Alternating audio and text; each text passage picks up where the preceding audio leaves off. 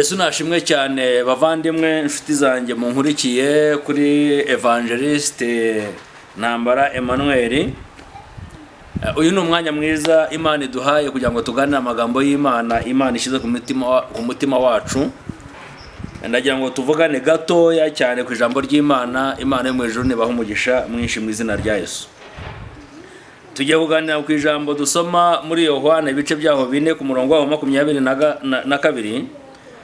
Aya magambo niyo tugiye kuvuganaho gatoya. Haravuze ngo dore mwebweho musenga icyo mutazi, ariko twebwe dusenga ibyo tuzi kuko agakiza kava mu Bayuda. 23 akavuga ati ariko igihe kiraje ndetse kirasohoye ubwo basenga data bamusengera mu mwuka ndetse no mu kuri, kuko data ashaka ko bene abari bamusenga. Iri ni ijambo tugiye kuvugana. Aya ni amagambo Yesu yavuganye n'umusamariya. Yaramusanze ku iriba, ariko nayahaye teme ivuga ngo Imana igukore ku maso mu izina rya Yesu. Ingaruka zo kutagira amaso y'umwuka turaje tuzirebe. Nuvuga ngo aha hantu Yesu aganira n'umusamariya,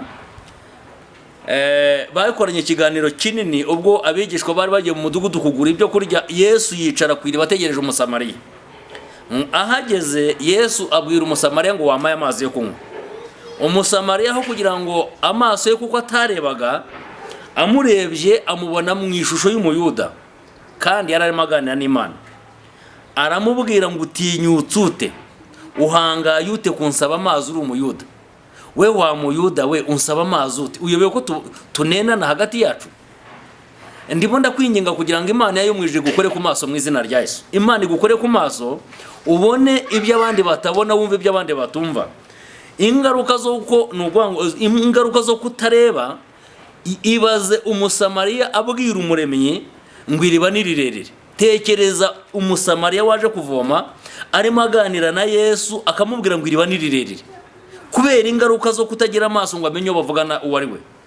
Ibibazo ufite uyu munsi usanga 100% biterwa nuko utabashije kureba ngo sobanukirwe neza. Nuvuga ngo ndebeye inyuma ushobora kumbona ndi umusore, ariko imbere harimo indi migambi. Imana ishimwe cyane. Ndeka mvugane nawe wa musore we, cyangwa mvugane nawe wa mukobwa we, cyangwa wa mubyeyi we. Ingaruka uyu munsi ufite mu rugo bizatewe no kutagira amaso. Uriya mugabo agutereta waramureba ukabona ni umugabo mwiza, nyamara imbere afitemo muri we iruba n'ubushari bw'ubugome bukabije, ariko kuko amaso atabibonye warebaga imbere warebaga inyuma ukabona na gasore keza. Reka mvugane nawe wa mukobwa we. Ubu uyu munsi ingaruka ufite z'umwana wabyaye ntabwo biterwa n'ubuswa wagize, ahubwo byatewe n'amaso.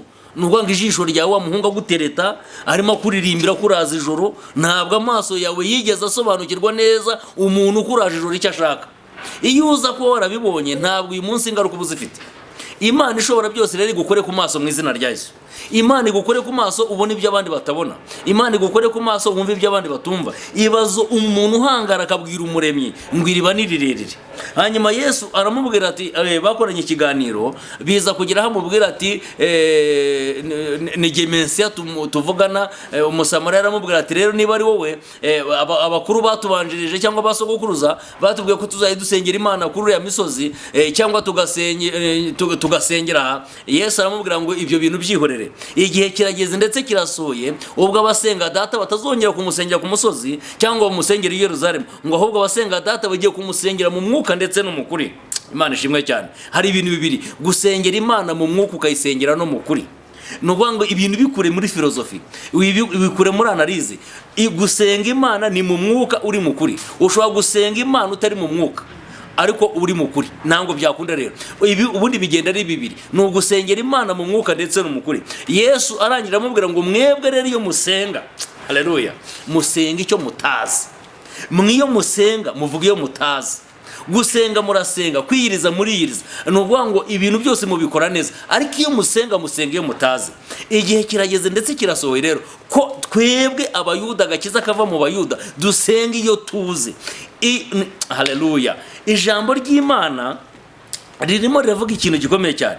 Iyo uvuze ngo twebwe nuvuga ngo mwe musenga iyo mutazi, bigaragaza neza ko hari abantu basenga Imana bumvishe, bakanayisenga bayumva mu bitabo, bakayisenga bayumva n'abandi, ariko ukayisenga utayizi. Niyo mpamvu Pawulo yabwiye Abefeso, arababwira ngo nkimara kumenya uburyo mwizera Umwami Yesu, mbashimirira Imana urudaca, nkabasengera uko nsenze, kugira ngo Imana y'Umwami wacu Yesu Kristo iguhereze umwuka w'ubwenge no guhishurirwa, bituma uyimenya. Imana irashaka kuyimenya muvandimwe, Imana irashaka kuyimenya, bikarenga kuyumva n'abandi, bikarenga yuko uyibona n'abandi, bikarenga kuvuga ubuhamya bw'abandi, ugatandukanya Imana n'imirimo igukoreye. Kubera intege nke z'imitima yacu, tujya twitiranya Imana n'imirimo ikoze. Imana ikaguhereza akazi, ukaza utubwira ko wabonye Imana. Iyo ni imirimo Imana igukoreye, ariko nyir'umurimo ugomba gutera urutambwe rwo kumenya nyir'umurimo. Iri jambo dusomye ahangaha rero, Imana iguhe amaso y'umwuka mu izina rya Yesu. Imana iguha amaso muvandimwe, wa mama we, wa mukobwa we, wa musore we, Imana iguhereza amaso y'umwuka mu izina rya Yesu. Imana igukore ku maso, Imana igukore ku maso, Imana igukore ku maso, Imana igukore ku maso. Ingaruka zo kutareba, umva ingaruka zo kutareba. Umunsi umwe Amunoni yarebye mushiki we Tamari, amugirira irari, arangije acura umugambi wo kugira ngo azamufate ku ngufu, arangije arirwaza. Yirwaje, Dawidi ntiyigeze asobanukirwa neza yuko Amunoni yirwaje. Amaso y'inyuma, Amunoni yari umwana wa Dawidi, ariko ntabwo Dawidi yigeze asobanukirwa imigambi ya Amunoni muri mushiki we. Umva ingaruka rero tujya duhura n'ingaruka bitewe n'uko ibintu twinjiyemo amaso yacu atabashije kubihishurirwa. Nuvuga ngo Amunoni yarirwaje, araremba, aratitira. Dawidi agira ngo umwana arapfuye, aramubwira ati ngo ukorere iki? Ati mushiki wanjye aje akandwaza, byamfasha, byanyorohera, nibura papa nkarira umutsima mu biganza bye. Naho yari afite imigambi yo kumufata ku ngufu.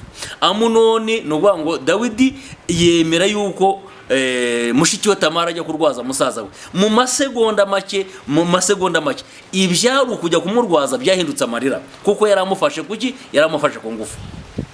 Ingaruka zo kutareba, reka nkubwire ikindi. Umunsi umwe Kayini na Abeli bagiye gusenga, ariko nuvuga ngo Gahini ari buze kwica Abeli. Iyo Abeli aza kumenya yuko Gahini ari bumwice, ntabwo aba yaragiye gusengana nawe. Umva ingaruka tujya duhura n'ibintu tujyamo. Ujya mu bintu ubona neza yuko ibyo bintu bizaguha umusaruro, ariko wajya kwikanga ugasanga icyo watekerezaga nk'umusaruro ukibonyemo ingaruka kandi zica ubuzima. Rero muvandimwe, nshoreje aha, ndimo ndakwifuriza kugira ngo Imana yo mu ijuru iguha amaso y'umwuka mu izina rya Yesu. Ubone ibyo abandi batareba, wumve ibyo abandi batumva, uhishurirwe ibihishwe, umenye amabanga yo mu mwuka, usobanukirwe n'abo mugendana, babandi wita inshuti zawe, babandi wita abavandimwe bawe, babandi wita ko ari abantu bari babugufi, usobanukirwe neza imigambi bagufiteho. Shalom shalom. Yari Evangeliste Ntambara Emmanuel. Imana ibahereze umugisha mwinshi mu izina rya Yesu.